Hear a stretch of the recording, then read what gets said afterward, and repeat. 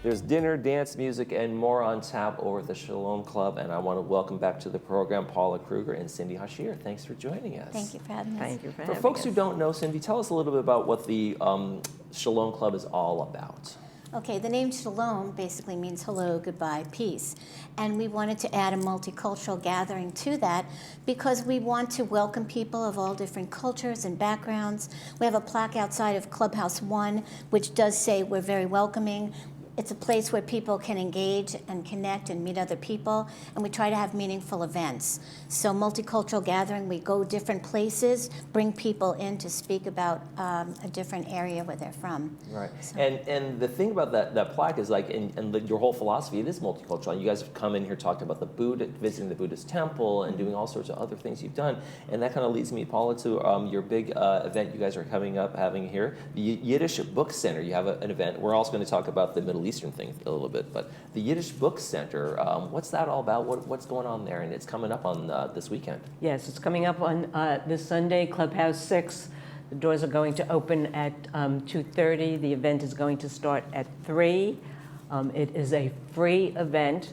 We're doing this on purpose because we think it is so special. We want to make sure that anybody and everybody who wants to come can come. Now, who's your special speaker? This is a big get for you guys, right? This is a big get. His name is you don't have to say this. There's no way I could say this. Well, I can because a personal friend of mine had the same first name. Okay. It's an Israeli name. It's ZVI, pronounced Zvi. Okay. Last name Jankelowitz. He happens to be, by the way, from South Africa. Okay. I'd like to interject right from the beginning. This is an extremely personal meeting for me. I am a very active participant in the Yiddish Book Center, which is in Amherst, Massachusetts. I've been there at least 10 or 12 times in my lifetime, so this is really super special for me to be able to present this. The Yiddish Book Center was founded, well, it wasn't actually founded, it was started in the 1980s by an absolutely fabulous human being named Aaron Lansky. He was a graduate student. He's Canadian, studying up in a university in Canada, and he wanted to make Yiddish literature his specialty for his master's degree.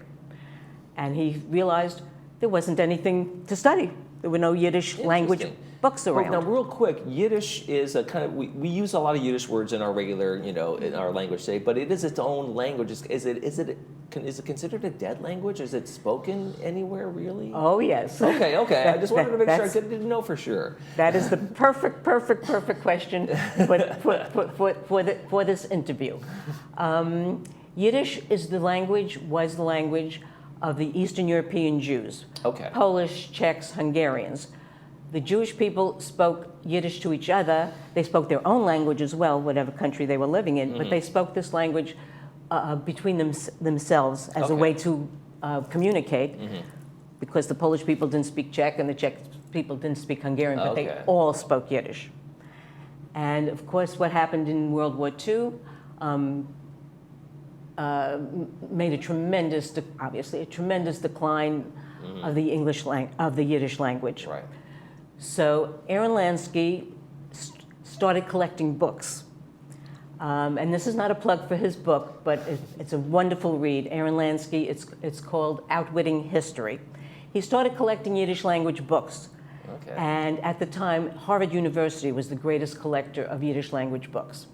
He started in the 80s. He's a phenomenal human being, extremely energetic, extremely intelligent. And from that beginning, at this point, to this day, at this time, the Yiddish Book Center is housed in a huge facility, beautiful facility on a beautiful campus in Amherst, Massachusetts. The organization has collected over 1 million books. Really? At this point. Wow. 250,000 of them are housed in a very special, that the organization built, climate controlled, because these books are very old. Yeah, I was going to say, they must have come from centuries ago. Exactly. It's not only a book collection, it has become a cultural, an enormous, important cultural center. I just will say Aaron is retiring in June, and his retirement made the front page of the New York Times. Oh, wow. Okay. That's how important. And I imagine that some of the older books are kind of a walk through history in terms of how the culture has evolved and the language maybe has even evolved a little bit too.